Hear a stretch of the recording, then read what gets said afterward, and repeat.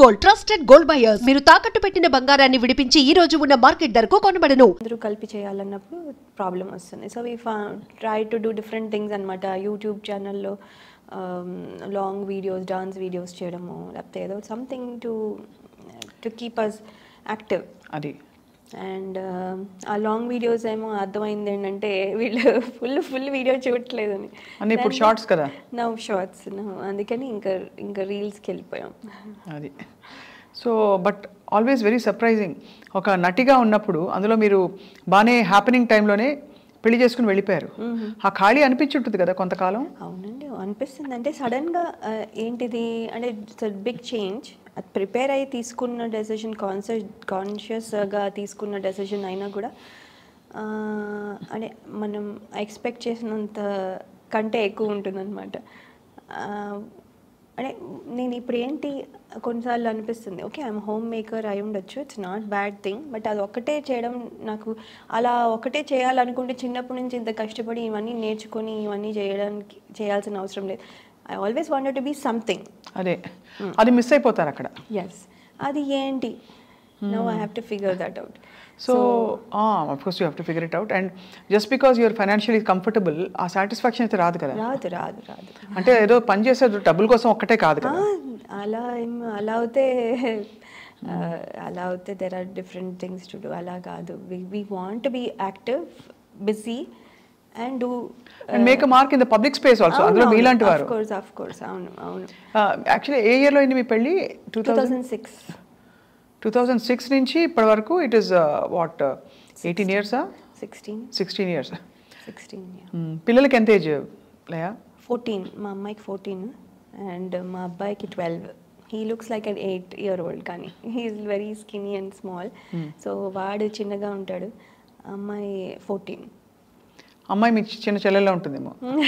మీరే 14 కంటే కొంచెం ఒక 4-5 అటు ఇటుగా కనిపిస్తారు. 18 or 19. అంటే ఇప్పుడు ఈ ఫేజ్లో అలాగే ఉండొచ్చు, ఇంకొక 5 ఏళ్ళు దాటితే తేడా వస్తుంది. I'm thinking. So for now కొంచెం అలాగే ఉంది. సో పిల్లలు అక్కడ పుట్టారు. అండ్ ఎలా ఉంటారు మీ వారు? ఈజీ అంటే అరేంజ్డే కదా మీ పెళ్ళి? మంచి డాక్టరు, అందులో అమెరికాలో డాక్టర్ అంటే one of the most well settled professions అని తెలుసు. Everybody knows. సో మీరు నచ్చారా చూడంగానే అప్పుడు? నేనా అండి, నన్ను చూసినప్పుడు ఆయన చూసినప్పుడు మీకు నచ్చారా? కొంచెం లేట్గా అడుగుతున్నాను కానీ క్యాజువల్గా ట్రైంగ్ టు అండర్స్టాండ్. అంటే when you have all set life, ఒక వ్యక్తితో ఇవన్నీ వదులుకుని మీరు వెళ్ళారంటే ఏదో ఒక సెన్సిబిలిటీనో లేకపోతే ఇంట్లో అమ్మ వాళ్ళని చెప్పిన మాటలో ఏదో ఒకటి పనిచేసి ఉండాలి. లేదండి, అంటే నాకేమనిపించిందంటే ఆ పర్సన్ ఎవరినైతే నేను ఇప్పుడు పెళ్లి చేసుకుంటున్నాను అనుకుంటున్నాను, ఆయన మీట్ అయినప్పుడు నాకు కావాల్సిన కంఫర్ట్ మొత్తం, నాకు ఏమవుతే సెక్యూర్డ్గా అనిపిస్తుందో, నాకు ఏమవుతే ఒక ఎక్కడ నాకు ఇదేంటి ఇలా ఇదేదో ఇలా అని ఎప్పుడు అనిపించలేదు. ఇన్సెక్యూర్గా కానీ ఇది కానీ అనిపించలేదు.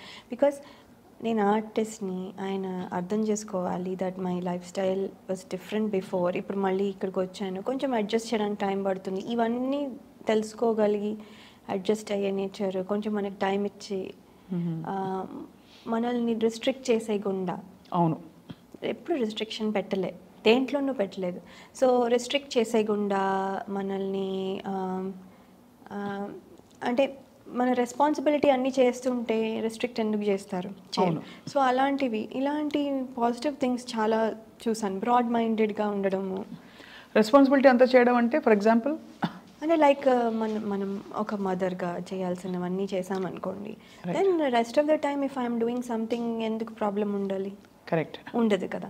ఇప్పుడు నేను నా రెస్పాన్సిబిలిటీ పక్కన పెట్టేసి, పిల్లల్ని పక్కన పెట్టేసి అప్పుడు నేను ఇవన్నీ చేసి తిరుగుతూ ఉన్నాను అనుకోండి, అప్పుడు then he can question me. కానీ it's a time being, because it's a project, ఎక్కడికో అవుట్ ఆఫ్ టౌన్ వెళ్ళాను అందుకని వెళ్ళి చేశాను అన్నప్పుడు then we'll talk and adjust.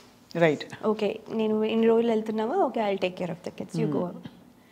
అలా అది. సో బట్ ప్రిఫరెన్స్ ఆబ్వియస్లీ ఆయన కెరియర్కి, బికాజ్ ఆయన చాలా బిజీ డాక్టర్ కాబట్టి. కెరియర్ ఆయనది, he's the #1 doctor in that area. అబ్బో, full. He's very this thing. ఆయన he's busy but he'll never show that.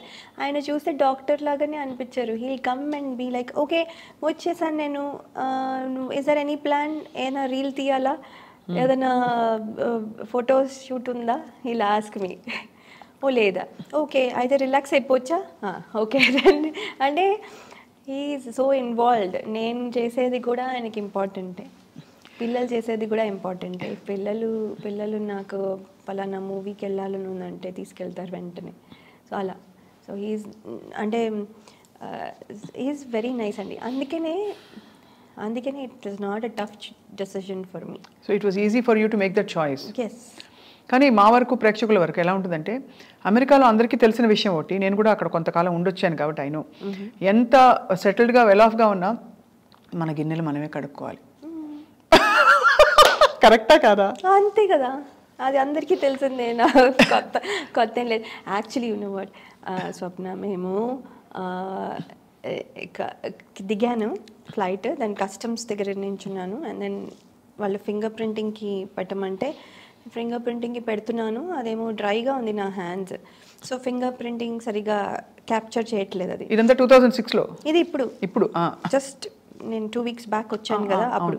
Then అతను అన్నాడు, ఓ మీది డ్రైగా ఉన్నాయి, శానిటైజర్ వేసుకోండి అన్నాడు. వేసుకుని మళ్ళీ పెడితే చాలాసేపు అలా కుస్తీ పడిన తర్వాత ఫైనలీ 15 minutes తర్వాత అది అయిన తర్వాత అతను, ఎందుకు మీ హ్యాండ్స్ అంత డ్రైగా ఉన్నాయి అన్న. ఏమో అండి డ్రైగా ఉంటాయి నా హ్యాండ్స్ అంటే. ఏంటి అక్కడ గిన్నెలు బాగా తోముతారా మీరు నడుతున్నారు? How do you know? కానీ గ్లౌజ్ వేసుకుని తోముతాను, అది వేరే విషయం. ఎంత కేర్ తీసుకున్నా అంటే ఇట్స్ అంత మరి కూర్చొని ఉండలేం కదా. ఇంటి పని అన్నప్పుడు you have to obviously, and మన ఇల్లు అన్నప్పుడు ఉంటుంది. బట్ అంటే I'm just thinking about, because dance ముద్రలు పెట్టి మంచి హీరోయిన్గా నెయిల్ పాలిష్ వేయి, ఇంకా పెడిక్యూర్ చేయి, ఆ ప్లేస్ నుంచి మనం ఎంత ఇష్టపడి వెళ్ళినా you went to a place of a lot of work, physical work. Probably ఇంత పబ్లిక్ అప్లాజ్ ఉండదు అక్కడ ఆ స్పేస్లో. ఇంటికి మీరు పరిమితం అయిపోతారు, అందరూ చేసేస్తున్నారు, మనం అయ్యో ఆగిపోయామనే ఫీలింగ్ ఉంటుంది. వీటన్నిటిని ఎలా డీల్ చేస్తారు లయ? ఇట్స్ డిఫికల్ట్ అండి. ఇట్స్ బిగినింగ్లో చాలా డిఫికల్ట్గా ఉండేది, తర్వాత ఇంకా అలవాటు అయిపోయింది. తర్వాత ఒక రకంగా నాకు ఆ ఇండిపెండెంట్గా ఉండడం ఎంజాయ్ చేస్తున్నా. అంటే నేను నా పనులు నేనే చేసుకోవడం, ఎవరి మీద డిపెండ్ అవ్వకుండా. ఇప్పుడు మా డ్రైవర్ రాలేదు, టైంకి రాలేదు అంటే నేను అరవక్కర్లేదు. కరెక్ట్. అలాంటి లేదు, నేనే డ్రైవ్ చేసుకున్న థింగ్స్ తెచ్చుకోవచ్చు. ఇలాంటివన్నీ అంటే this is just an example. కానీ అలాంటి ఇండిపెండెంట్గా ఉండే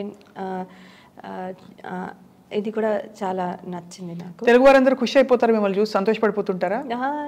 పడతారు. గుర్తుపడతారా గ్రోసరీ స్టోర్కి వెళ్ళినప్పుడు? కొంతమంది, ఎక్కువ మంది గుర్తుపట్టరు. పెద్ద అంటే చూస్తారు అంటే ఎక్స్పెక్ట్ చేయరు అనుకుంటాను. పెద్ద ఎవరో ఇండియన్స్ అని అనుకునే లోపల వెళ్ళిపోతాము. సో పెద్ద గుర్తుపట్టరు. కానీ ఫంక్షన్లకి అన్నీ వెళ్తే, మన లోకల్ ఈవెంట్స్కి అన్నీ వెళ్తే అవును అప్పుడు గుర్తుపడతారు.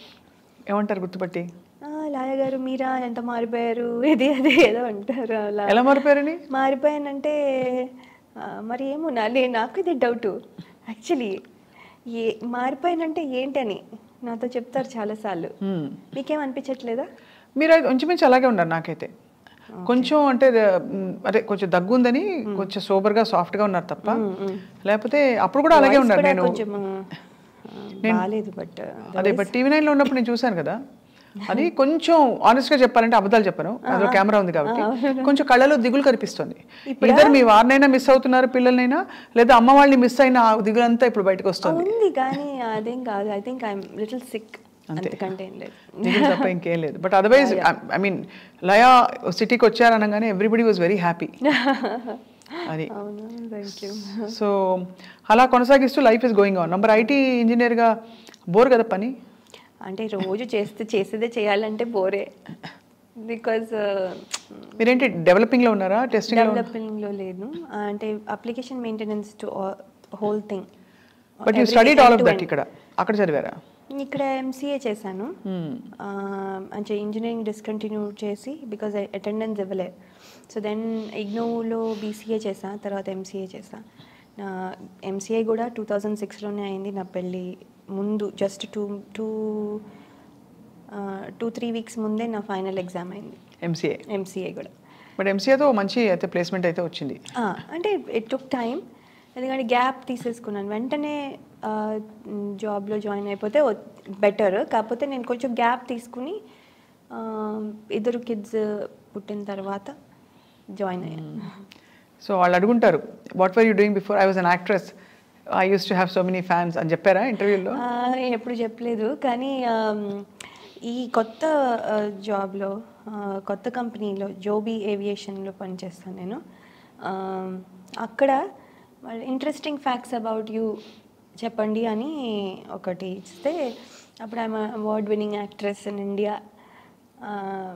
And have worked in many Tollywood movies అని రాశాను అనమాట. అదేమో వాళ్ళు హైలైట్ చేసి పిన్ పెట్టి అందరికీ అంటే బ్రాడ్కాస్ట్ చేశారనమాట హోల్ కంపెనీకి.